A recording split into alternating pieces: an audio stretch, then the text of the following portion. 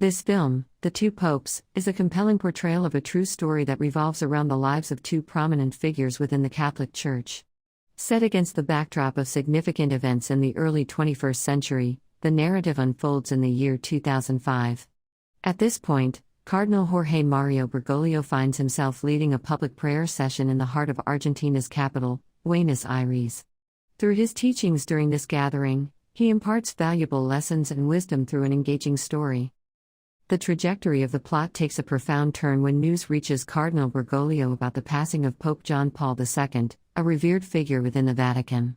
This event prompts Cardinal Bergoglio to embark on a journey to the Vatican, where he intends to pay his respects and attend the funeral services that are being held in honor of the late Pope. As he arrives at the Vatican, he is joined by a multitude of individuals from diverse backgrounds: priests, pilgrims, cardinals, and media representatives from all corners of the globe have congregated for this solemn occasion.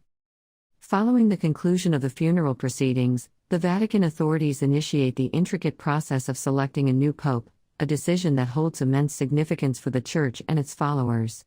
According to the established protocol, the new pope must be elected from among the cardinals who have gathered for this purpose. The process of the election begins, and all the cardinals participate in the initial round of voting. However, none of the candidates manages to secure an outright majority, leading to a division of votes between prominent cardinals such as Joseph Ratzinger, Martini, and Bergoglio. The signal of black smoke ascending signifies the absence of a clear consensus. As the narrative progresses, the cardinals break for lunch, and during this interval, Cardinal Martini engages his supporters in a strategic maneuver, urging them to transfer their votes to Cardinal Bergoglio. Simultaneously, Cardinal Ratzinger actively campaigns among his fellow cardinals, advocating for his election as the new pope. The second round of voting ensues, and this time, Cardinal Ratzinger emerges as the frontrunner, amassing a definitive majority.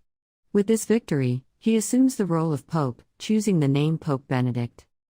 The tenure of Pope Benedict unfolds against a backdrop of controversies, as his conservative and traditionalist stance causes a growing disconnect with the modern world and its evolving dynamics.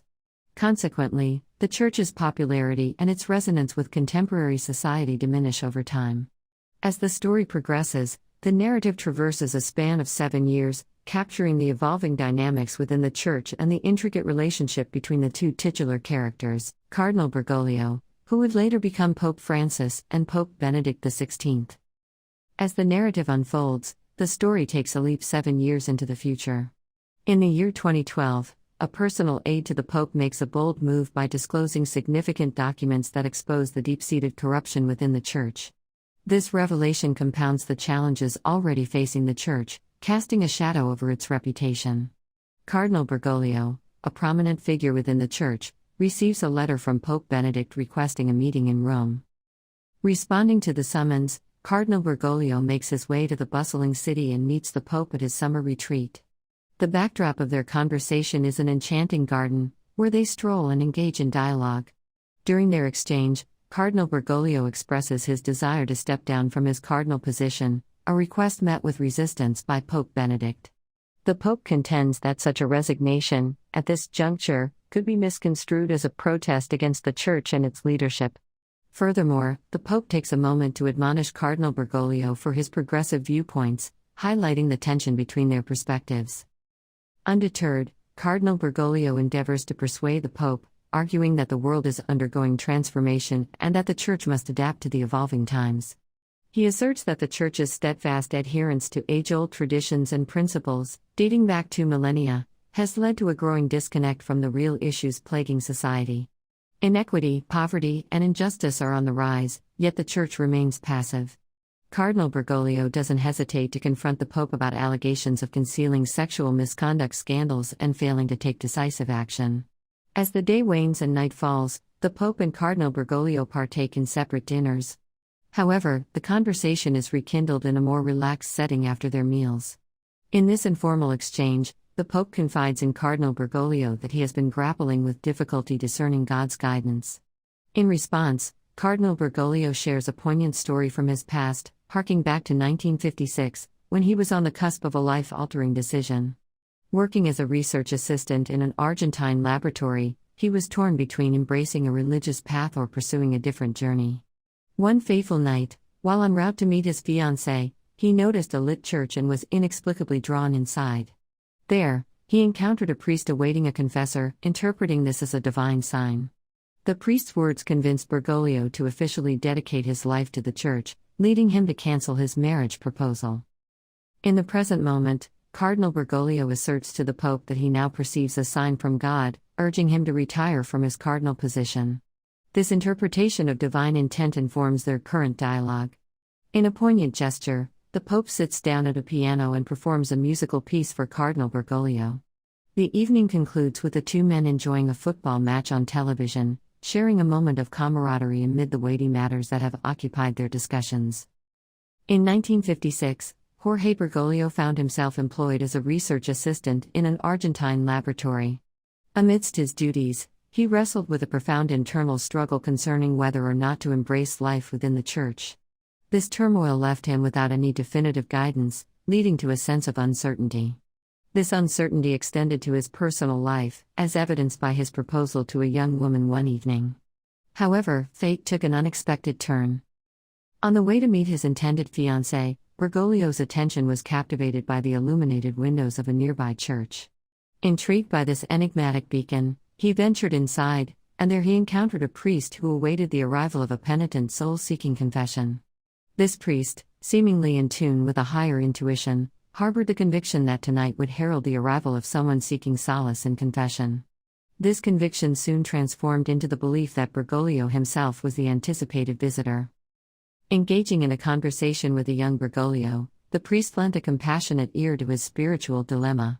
In a moment that felt serendipitous, the priest interpreted his own presence that night as a sign from the divine, suggesting that Bergoglio's path should indeed lead him into the realm of the Church. Convinced by this spiritual interpretation, Bergoglio felt a resonance with the priest's perspective and agreed that this encounter held significance beyond mere coincidence.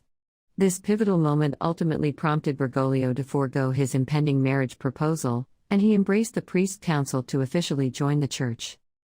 In present times, now known as Cardinal Bergoglio, he reminisces about the journey that led him to his current station, even referencing the concept of divine signs. Remarkably, the notion of signs persisted in his life, as he believed that a signal from God indicated his impending retirement. This interpretation, shared with the Pope, carried an air of momentous finality. In a poignant exchange between the Pope and Cardinal Bergoglio, a piano piece performed by the Pope symbolized the harmony between their shared paths. As their evening continued, they forged a connection through their mutual appreciation for the world's most beloved sport, football. In this juxtaposition of solemn reflection and shared leisure, two influential figures found common ground, underscoring the intricate interplay of life's intricate moments. The following day saw the emergence of a fresh scandal at the Vatican, prompting the Pope to quickly make his way there. Accompanied by Cardinal Bergoglio on a helicopter, the Pope's urgency was evident. Despite this, Cardinal Bergoglio once again expressed his desire for retirement, and requested the necessary paperwork be signed. Regrettably, the Pope chose to overlook this request once more. Upon their arrival at the Vatican, the Pope swiftly headed to his office, where arrangements had been made for Cardinal Bergoglio's stay. After settling in, Cardinal Bergoglio treated himself to a pizza and a coffee at a fast food establishment by the roadside.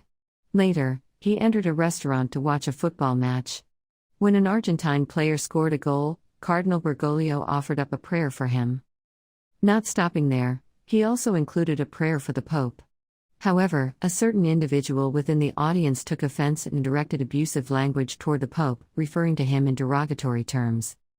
This hurtful incident left Cardinal Bergoglio disheartened as he witnessed the Pope's dignity being tarnished right within the heart of the Vatican. The following morning, once again, the Pope and the Cardinal convened within the solemn walls of a church. This time, a pivotal conversation unfolded, during which the Pope chose to divulge the underlying motive propelling this clandestine meeting. He spoke with a mixture of gravity and resolve, revealing a forthcoming decision that held the potential to reshape the course of the papacy. In the coming months, the Pope solemnly declared, "I shall step down from the role I have upheld for years, relinquishing the reins of leadership." His words reverberated through the hushed sanctuary. For Cardinal Bergoglio, this revelation was nothing short of astonishing, sending ripples of shock coursing through him. The sheer enormity of such a revelation seemed almost inconceivable, For the papal office had, for centuries, been synonymous with lifelong dedication. A pope's tenure was traditionally expected to extend until the end of their days, an unbreakable bond with the papacy's ancient traditions. However, Pope Benedict was poised to challenge this entrenched belief.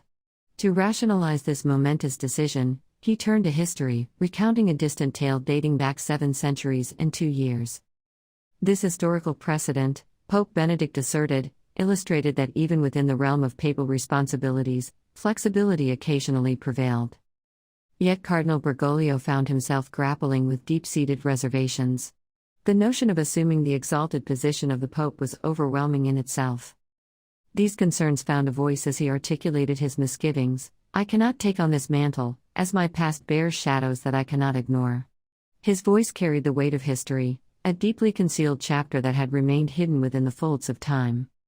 As the cardinal began to unburden the concealed narrative, he took his audience back to the tumultuous year of 1976, when he held a position of authority over Argentina's ecclesiastical hierarchy. Those were dark times marked by the iron grip of a military coup that dismantled a democratically elected government, setting in motion a harrowing era of blood-soaked military rule.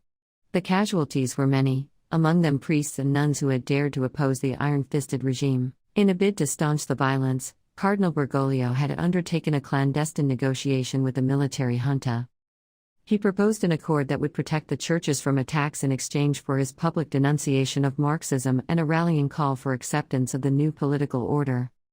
Astonishingly, the military had agreed, and a semblance of sanctuary descended upon the churches. However, this accord came at a bitter price. Accusations of compliance and collusion were flung at the cardinal from various quarters, with human rights activists and even fellow priests castigating him for his involvement. Some viewed his actions as a Faustian bargain with a devilish military force that had unleashed brutality on civilians. Even within his own ranks, dissent brewed. A faction of priests deemed this compact anathema to the tenets of their faith, choosing to defy the military rule rather than tacitly condone it.